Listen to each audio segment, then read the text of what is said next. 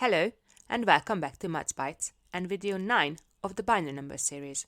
In this video, we will talk about how to convert decimal numbers to binary using a different method to the binary place value table. We will start by revising the decimal to binary conversions using the place value table. Then we will look at the limitations of this method. Then I will introduce the new method. I will again show you examples and you will have a chance of doing some practice questions. So, let us get started by reviewing how we convert decimal numbers to binary using the place value table. I would like you to pause the video here and write down the step-by-step method we developed for this conversion in the previous video.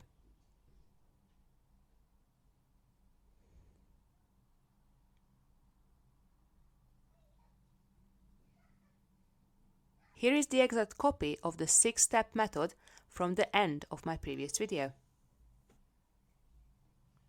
Well done to all who were able to record the method, especially if you have used your own wording, steps and were able to record those. You did particularly well as you didn't just learn this new method, you also took charge of your own learning. If you were struggling a little or made mistakes, don't be too hard on yourself. We all learn at a different pace, and some people need more time than others to get to the same level. The most important thing is to aim to be 10% better than your old self each try. You might have heard it before, but I would like to emphasize this again. Comparing ourselves to others leads to misery. Anyway, let's get back to the decimal to binary conversion.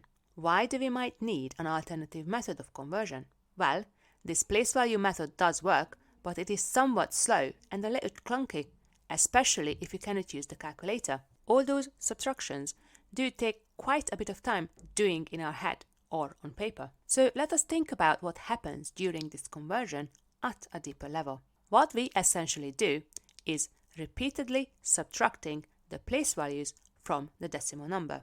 Now, repeated subtraction of the same number is division.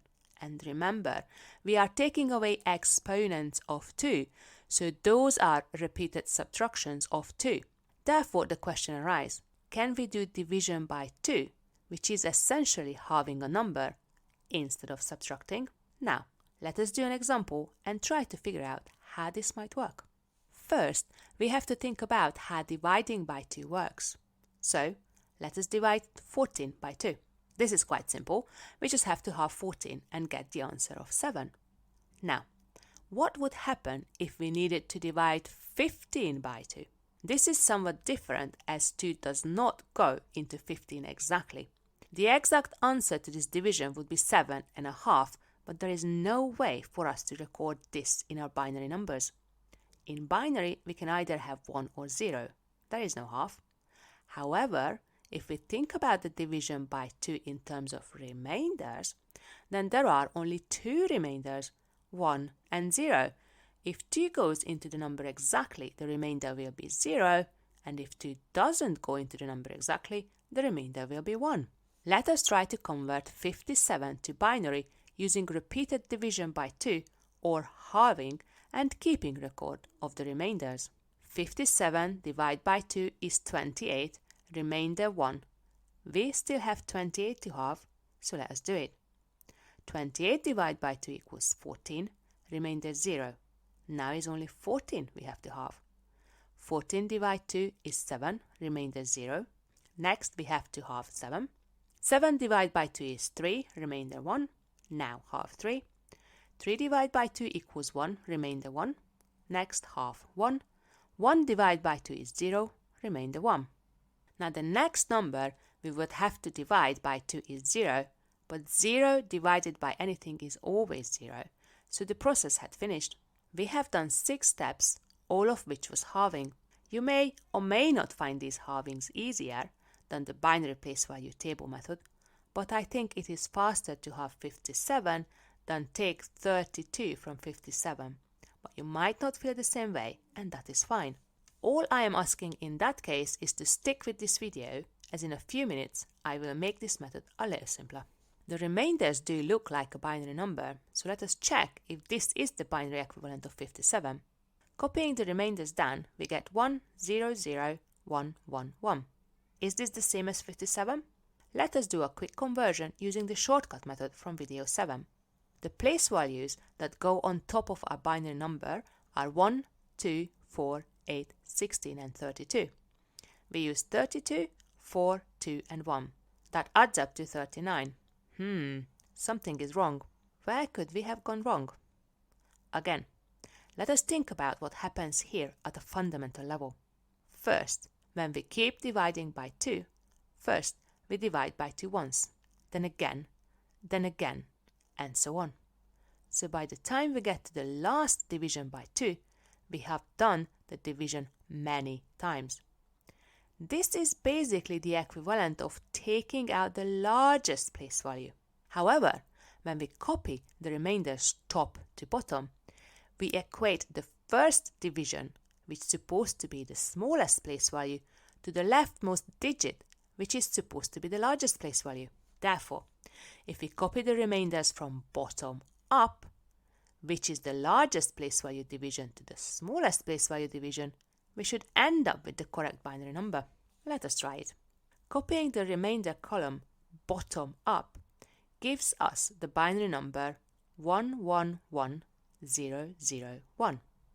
Again, let us do the conversion to check if this is indeed 57.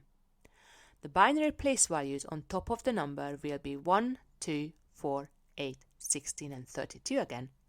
But this time we will have to add up 32 plus 16 plus 8 plus 1.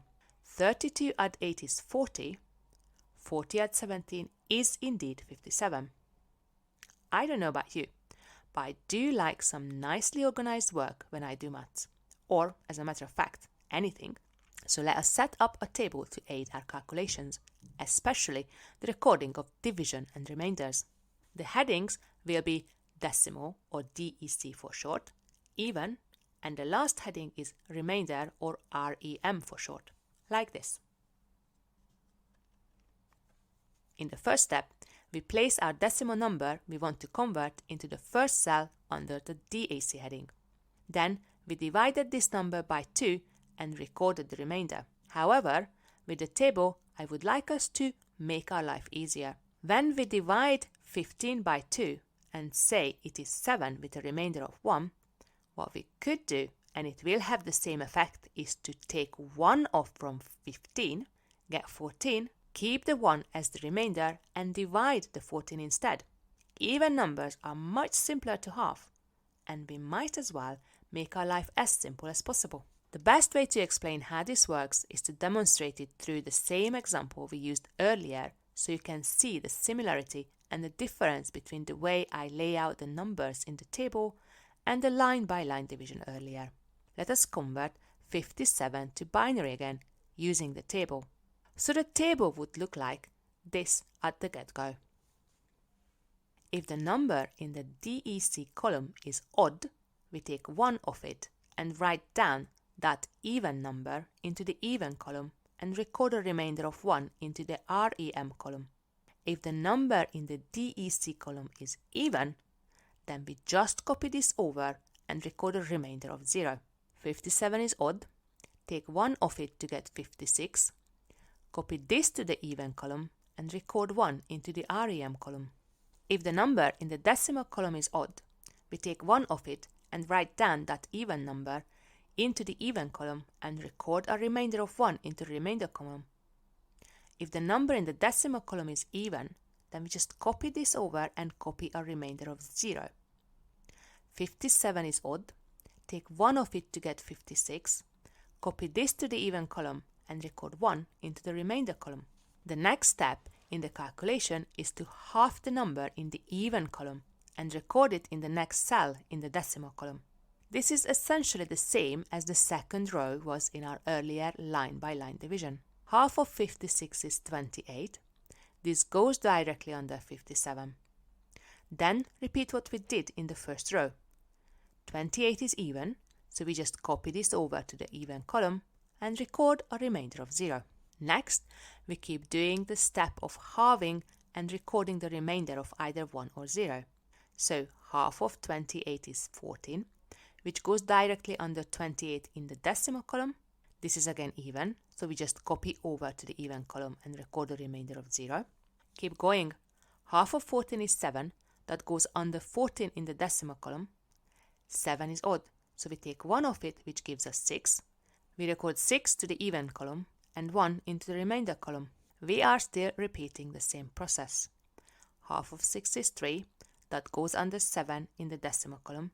This is again odd, so we take 1 off and record 2 into the even column and 1 into the remainder column. Keep going. Half of 2 is 1. This goes into the decimal column under 2. 1 is odd, so take 1 off it, record 0 in the even column and 1 to the remainder column. Now we have 0 in the even column, and 0 divided by anything is always 0. So the process had finished just like in the original division when we reached the last calculation. If we observe the last column, the remainder column, this looks like the binary number we are after. However, do not forget we have to copy it bottom up, as the last division gives us the highest place value binary digit. So again, we got 57 in decimal equals to 111001 in binary. I hope you like this neat table version, but as always, seeing one example is no example. So let us go through one more example slowly so you can get a chance of observing and understanding the flow of this halving method using the table. Then we do 3 more examples where we go through the calculation a little faster. So let us convert the decimal number 82 to binary using this new halving division method. First, set up the table. Next, since 82 is even, we just copy this over to the even column and record a 0 in the remainder column. Next, we have 82, which is 41, and we place this under 82 in the decimal column. 41 is odd, so we take 1 off it and record the 40 into the even column and 1 into the remainder column. Next, we have 40. We get 20 and place it into the decimal column under 41. Since 20 is even, we just copy this over to the even column and record a 0 into the remainder column. Next, we repeat this with 20. Half of 20 is 10. This is even, so just copy it over to the even column and record a 0 in the remainder column. Again, we will repeat the halving, even, record remainder steps. This time, half of 10 is 5, which goes into the decimal column under 10. 5 is odd, so we take 1 off it and write 4 into the even column and 1 into the remainder column. Next row, half of 4 is 2. This goes into the decimal column under 5. Then 2 gets copied over to the even column and the 0 goes into the remainder column. Last step now. Half of 2 is 1. This is odd, so we take 1 off it to get 0. And this goes into the even column while a 1 goes into the remainder column. And we know that we finished with the conversion as 0 divided by 2 is 0. So all we would get in the next row is a bunch of zeros. All that is left now is to write down the answer, not forgetting that we need to copy the remainder column bottom up, as the bottom row is the highest place value binary digit in this conversion. So 82 in decimal is equal to 101010 in binary.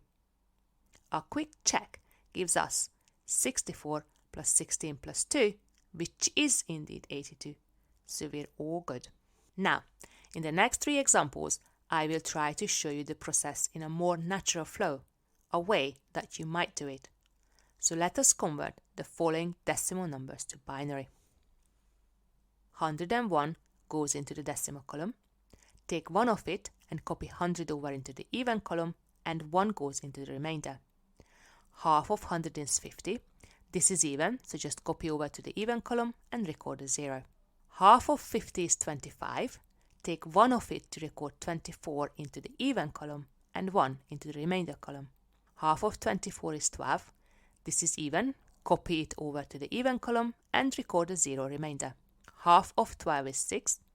6 is even, copy it over to the even column and record a 0 remainder. Half of 6 is 3. 3 is odd, take 1 off it. That leaves 2 for the even column and 1 for the remainder. Last step, half of 2 is 1. 1 is odd, take 1 off it to record 0 into the even column and 1 into the remainder column. So the answer is 101 in decimal is equal to 11000101 in binary, not forgetting that we have to record the remainder column bottom up. Next question, 198. 198 is even. Copy it over to the even column, record the remainder of 0. Half of 198 is 99. 99 is odd number. Record 98 into the even column and 1 into the remainder column. Now, half of 98 is 49. 49 is odd again. Record 48 into the even column and 1 into the remainder column. Half of 48 is 24. 24 is even. Copy it over to the even column and record 0 as the remainder. Half of 24 is 12. 12 is even. Record it into the even column and record a 0 into the remainder column. Half of 12 is 6. 6 is even. Record it over to the even column and record a 0 as a remainder. Half of 6 is 3. 3 is odd. Record 2 into the even column and 1 into the remainder column.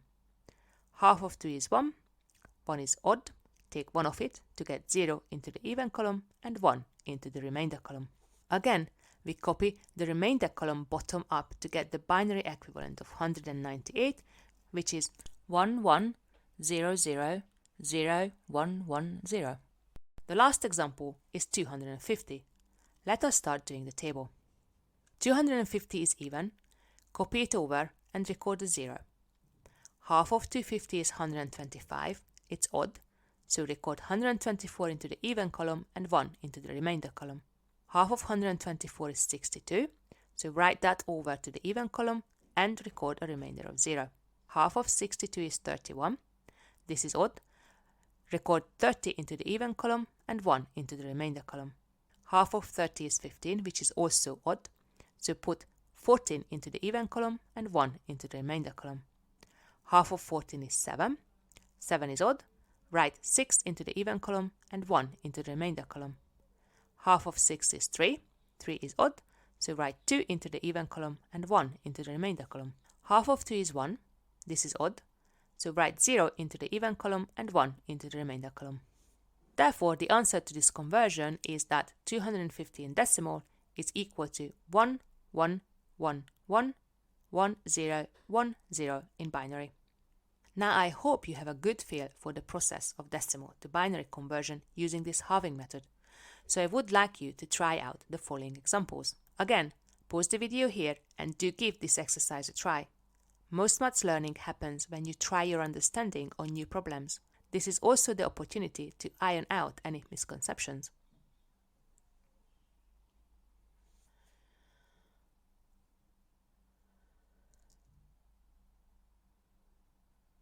Here are the filled tables.